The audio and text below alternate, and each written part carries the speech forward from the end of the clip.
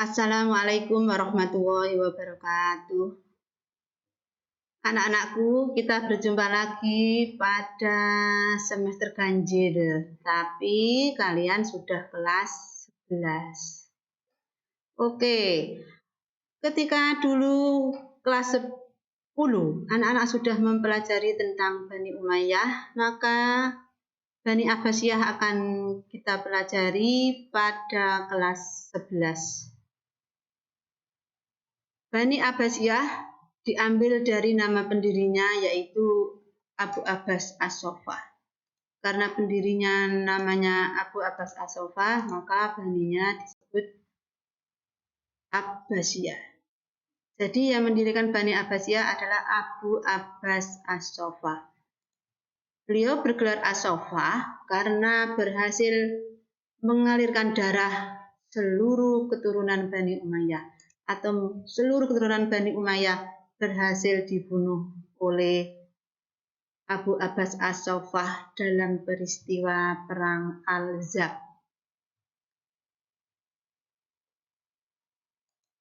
Bani Abbasiyah ketika berdiri dibagi menjadi 4 periode.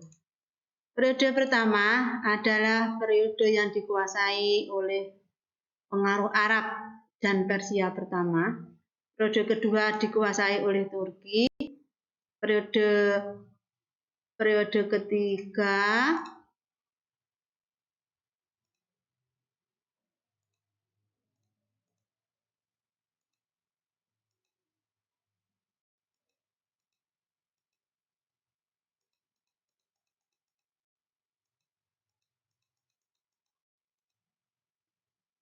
ketiga dikuasai oleh Bani Buwayhi. Periode keempat dikuasai oleh Turki atau Bani Saljuk. Dan periode kelima kembali lagi dikuasai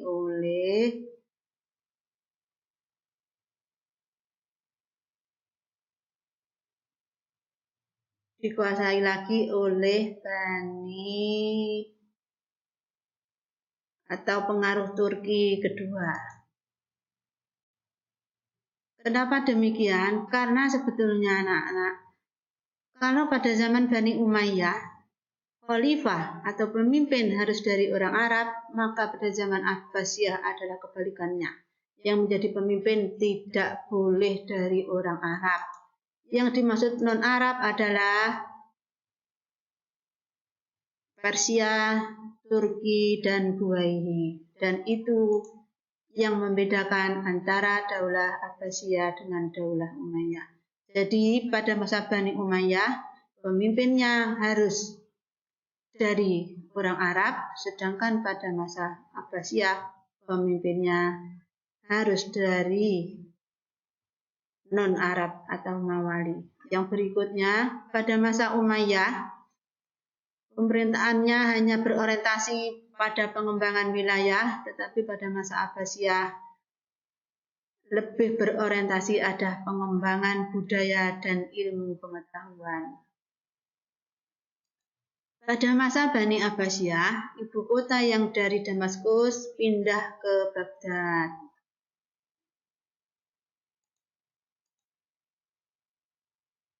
Demikian juga pada masa Abbasiyah, tentara atau ketentaraan dikelola dengan baik, atau ketentaraan profesional dibentuk pada masa Bani Abbas yang sebelumnya tidak ada pada zaman Bani Umayyah.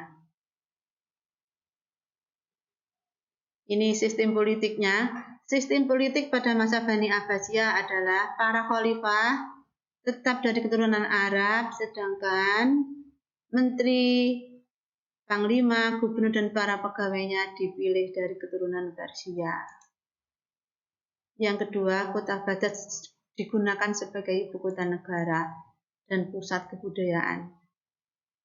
Dan ini yang paling penting, ilmu pengetahuan pada masa Bani Abbasiyah dianggap sebagai sesuatu yang sangat penting dan mulia. Masyarakatnya diberi kebebasan berpikir dan diakui sepenuhnya oleh pemerintah. Bahkan pemerintah berani membayar mereka dengan emas batangan karena berhasil menemukan ilmu pengetahuan.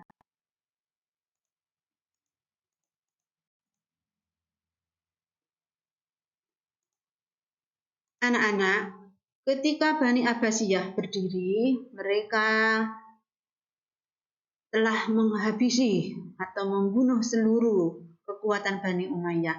Maka pada masa Abbasiyah juga dilakukan antisipasi terhadap kekuatan Bani Umayyah yang seakan-akan atau suatu waktu muncul kembali. Yang pertama adalah Bani Abbasiyah melakukan tindakan yang sangat keras terhadap Bani Umayyah. Yang kedua, Bani Abbasiyah mengutamakan orang-orang keturunan Persia atau non-Arab. Anak-anak, Daulah Abbasiyah atau Bani Abbasiyah dipimpin oleh banyak khalifah karena berdirinya selama 500 tahun atau 5 abad, maka khalifahnya juga banyak. Tetapi dari sekian para khalifah itu yang mencapai kemajuan atau puncak kejayaan pada masa Abbasiyah adalah Al-Mahdi, Al-Hadi, Harun ar-Rasyid, Al-Ma'mun, Al-Mu'tasim, Al-Wasik, Al-Mutawakkil. Pada masa Al-Mahdi yang berhasil diraihnya adalah kota Basrah menjadi pelabuhan penting.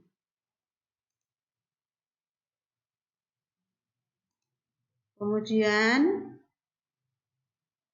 peningkatan hasil tambang, baik emas, perak, tembaga, dan besi, dan pertanian pun menjadi sangat maju pada masa Khalifah Al-Mahdi tersebut.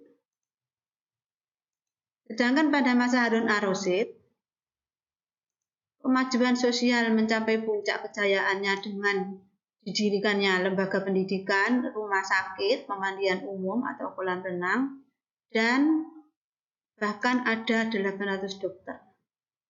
Demikian juga ilmu pengetahuan juga berkembang sangat pesat. Kebudayaan dan kesejahteraan juga berkembang sangat pesat pada masa Harun ar-Rasyid. Pada masa Harun ar-Rasyid ini, lahirlah para tokoh ilmu pengetahuan seperti tokoh ilmu kedokteran Abu Zakaria Yohana, Ibnu Sina, dan Ar-Razi. Ilmu astronomi Abu Mansur al-Falaki, Jabir al-Battani, al-Farghani, dan Raihan al-Bairuni. Ilmu pasti atau ilmu eksak, tokoh yang lahir adalah Muhammad bin Musa al-Khawarizmi, Sabit bin Qurrah, dan Abdul Wafa. Pada masa Khalifah Al-Ma'mun, prestasinya adalah Baghdad menjadi pusat kebudayaan dan pengetahuan, dan banyak diterjemahkan buku-buku asing ke dalam bahasa Arab. Demikian juga dibentuklah Baitul Hikmah atau perpustakaan. Pada masa beliau juga muncul para ilmuwan kimia seperti Jabir bin Hayyan, ahli farmasi Ibnu Bakhtiar,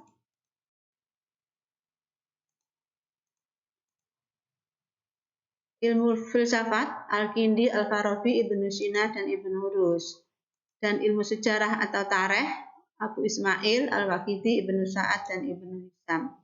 Sedangkan ilmu geografi adalah Ibnu Haik, Ibnu Fadlan, dan sastra adalah Abu Nawas.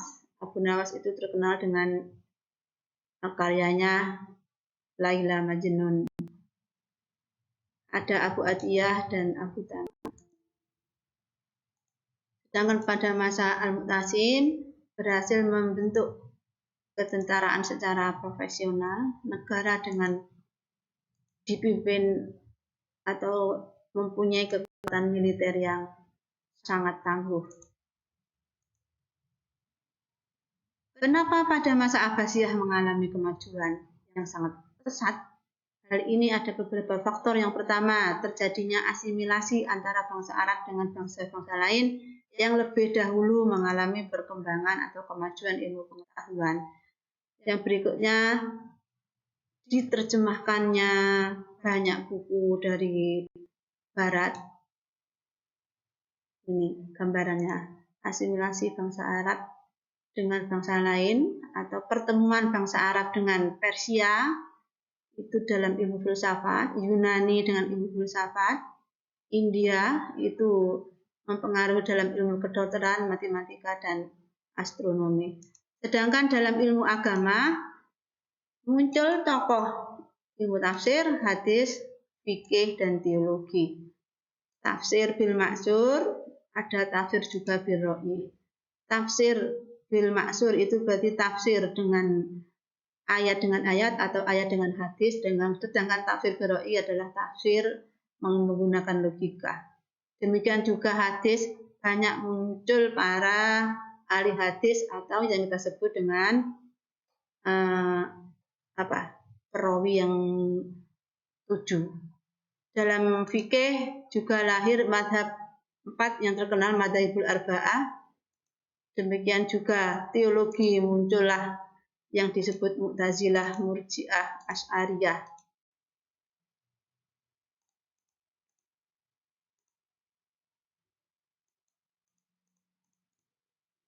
Anak-anak, karena Bani Abbasiyah berdiri sangat lama, selama 5 abad, dan kekuasaannya hampir menguasai negara-negara Eropa, maka negara atau daerah yang jauh dari Baghdad, mereka kemudian mendirikan kerajaan kecil sendiri, yaitu Daulah Umayyah di Andalusia atau Spanyol, dinasti Buwayhi, Saljuk, Fatimiyah di Mesir, dan dinasti Ayyubiyah. Jadi meskipun dinasti atau Daulah Abbasiyah itu berdiri dengan kuat dengan ibu kota di Baghdad, tapi ternyata daerah yang jauh dari kota Baghdad mereka mendirikan negara-negara kecil atau daulah-daulah kecil,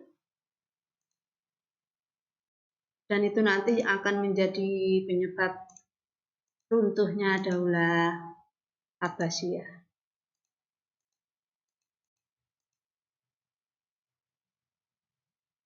Oke anak-anak, pada masa akhir kekhalifahan Abbasiyah, tentara Mongol dari India berhasil menyerang kota Baghdad, dan Baghdad jatuh ke tangan tentara Mongol pada tahun 1256, sehingga pusat peradaban Islam di Baghdad dihancurkan. Buku yang ada di perpus dibuang ke Sungai Nil sehingga warnanya hitam. Demikian juga kaum muslimin, para tokoh kaum muslimin banyak yang dibunuh kemudian dibuang ke sungai dan airnya berubah menjadi merah darah. Invasi tentara Mongol ke negara Abbasiyah atau ke Baghdad ini adalah bagian rentetan dari terjadinya perang salib. Oke anak-anak, dari penjelasan di atas kita bisa menyimpulkan bahwa Daulah Abbasiyah bisa menguasai dunia, bisa menguasai Eropa, karena Bani Abbasiyah berdiri selama 5 abad atau 500 tahun dan pemerintahannya sangat menghormati ilmuwan, pemerintahannya sangat menjunjung tinggi kebebasan berpikir dan mengembangkan ilmu pengetahuan. Karena ilmu pengetahuan itu diperhatikan oleh pemerintah, maka kemajuan bisa dicapai oleh Daulah Abbasiyah tersebut. Nah ini yang terakhir yang sekarang terjadi ramai di sosial media, Masjid Hagia Sophia dulu adalah gereja katedral, kemudian menjadi masjid, setelah perang salib menjadi gereja lagi, dan sekarang tahun 2020 Hagia Sophia oleh Presiden Erdogan Turki dirubah lagi menjadi masjid. Ini adalah gambar Masjid Ibnu Tulun Eropa. Nah, ini karya-karya kaum muslimin. Masjid Agung di Irak, Masjid Agung Samaro. Samaro itu bahasa Arab, aslinya Surro Manro'a. Jadi siapapun yang melihat Masjid Samaro pasti akan terheran-heran karena keindahannya. Ini di Irak.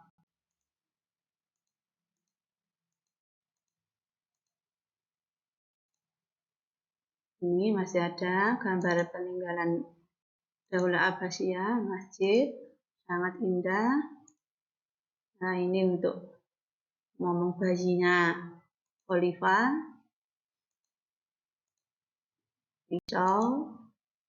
Ini perhiasannya para istri Khalifah, Masjid Turki Utsmani. Oke, saya kira untuk penjelasan tentang kemajuan Daulah Abbasiyah sudah jelas. Sekarang tinggal anak-anak mengerjakan latihan. Yang pertama, ceritakan proses berdirinya Daulah Abbasiyah. Proses berdirinya Daulah Abbasiyah, ya, tadi sudah saya ceritakan. 2, jelaskan kemajuan dan kejayaan yang diukir oleh Daulah Abbasiyah. Kemajuannya apa? Disebutkan. 3, apa yang harus dilakukan oleh siswa madrasah agar Islam bisa kembali meraih kejayaan dan menguasai dunia. Jelaskan apa yang harus dilakukan oleh siswa madrasah Ar-Rasyad agar Islam bisa mencapai kejayaan kembali. Jawabannya bebas, gak usah takut salah. Ya, kalian bisa menuangkan dengan bahasamu sendiri. Yang penting kamu tuangkan, kamu harus bagaimana sebagai siswa madrasah berperan untuk meraih kembali kejayaan Islam sama seperti zaman Daulah Abbasiyah. Oke, saya kira untuk materi hari ini cukup di sini. Silahkan dikerjakan latihan-latihannya. Kita akan berjumpa lagi pada minggu berikutnya. Wassalamualaikum warahmatullahi wabarakatuh.